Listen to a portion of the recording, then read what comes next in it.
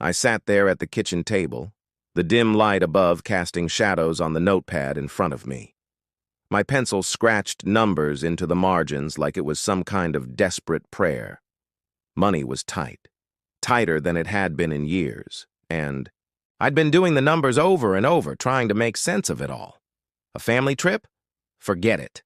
We'd agreed, Olivia and I, that every dollar needed to go toward the fundamentals, the mortgage, the groceries, keeping the lights on. She nodded. Along when I said it, her face soft and understanding, like she got it, like we were in this together. Over the phone, her mother, Caroline, had groaned loud enough for me to hear through the speaker, going on about how awful it was that we couldn't move away, how unfortunate life could be. I rolled my eyes at that. But I let it go. The decision was made. We'd buckle down, save up, and maybe next year we'd have something to look forward to. That's what I told myself as I closed the notepad and tossed it aside, feeling a little relieved that Olivia hadn't fought me on it a week later. Things changed. I was looking through my phone, just killing time after a long day, when I saw it, a picture that hit me like a punch to the gut. There was Olivia, my wife, smiling wide, holding a glass of champagne next to her mother. Both of them dressed up like they were heading to some high-end gala. The background? It wasn't our living room, it wasn't the backyard, it was the opulent interior of a first-class airline cabin, mid-flight. They were on their way to some luxurious resort I'd never even heard of. My gut twisted into a knot so tight I could barely breathe. I stared at the screen, my thumb frozen over it, waiting for my brain to catch up with my eyes. They'd gone, without me, without even a word. I kept my mouth shut. Maybe there was a reason, I told myself. Maybe it was a last-minute thing, a gift from someone else, something I didn't understand yet. I didn't want to jump to conclusions, didn't want to let the heat swelling in my chest take over. So I waited. 2 days later, Olivia walked through the door, her luggage rolling behind her. I was ready to hear her out. She looked tanned, relaxed, like she was just coming back from paradise. I faked a grin, asked her how it went, kept my voice steady, even though my fists were clenched under the table. She smirked at me, smirked like she was proud of it, and then she said, "Maybe next time you should work harder." The words hit like a slap, stinging, cold. I felt my jaw tighten. Work harder? Me? The guy who'd been breaking his back to keep us afloat while she sipped champagne at 30,000 feet? I wanted to fire back, to ask her what the hell she meant, to demand answers. Where the money came from, why she'd lied. But I didn't. I bit my tongue so hard I tasted metal, nodded like it didn't faze me, and let her go off to unpack. She had no idea what she'd just started. That small jab. That smug grin. She'd lit a spark, and I wasn't about to let it burn out quietly. I sat there for hours, replaying her words in my head. Work harder, like I hadn't been the one keeping us steady, cutting corners, saying no to things I wanted, just so we could make it through the month. The sight of her and Caroline kept flashing in my thoughts. Their smiles, their champagne glasses. How had they paid for it? We didn't have that kind of cash lying around. I made sure of that with my constant budgeting. Had I missed something? Upstairs, Olivia hummed to herself, like nothing had happened. And I realized I couldn't just sit there pretending everything was fine. I needed to know the truth, even if it hurt, even if it turned everything I thought I knew about us upside down. So I made a choice. Not to confront her. Not yet. But to observe. To listen. To find out what she was hiding. She thought she'd gotten away with it. Thought I'd just roll over and take it. She was wrong.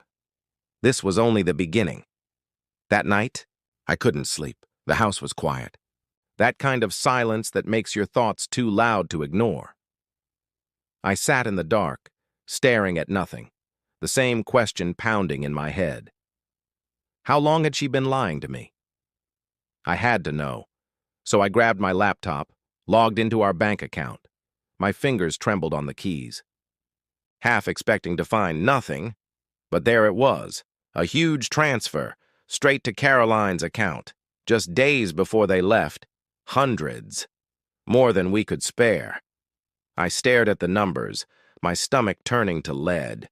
This wasn't some surprise gift. From a rich friend. Olivia had paid for that trip. With our money.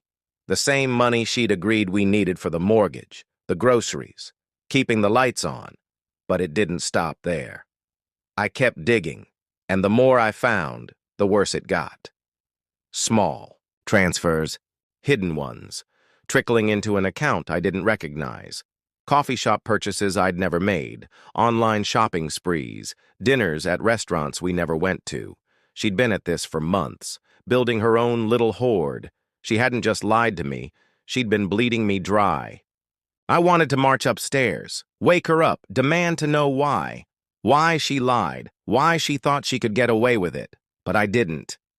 I closed the laptop, leaned back, and breathed.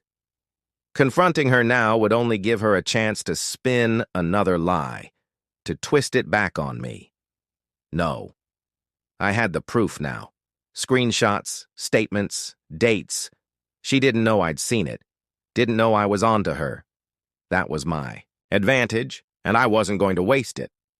As the first light of morning crept through the blinds, one thing was clear. This wasn't over, not by a long shot. She thought she'd won, she was wrong, and I was going to prove it. I stayed seated, munching at my food, letting the mayhem settle around me. Tom stared at me, his face heavy. "Sorry, guy," he said quietly. "I didn't know she'd do something like this." I nodded, shrugged, kept it simple. Yeah, me neither. Inside, though, I felt fantastic. Better than I had in weeks. They'd seen her for what she was now, and there was no taking it back. She could rush inside, weep, yell, anything, but the truth was out.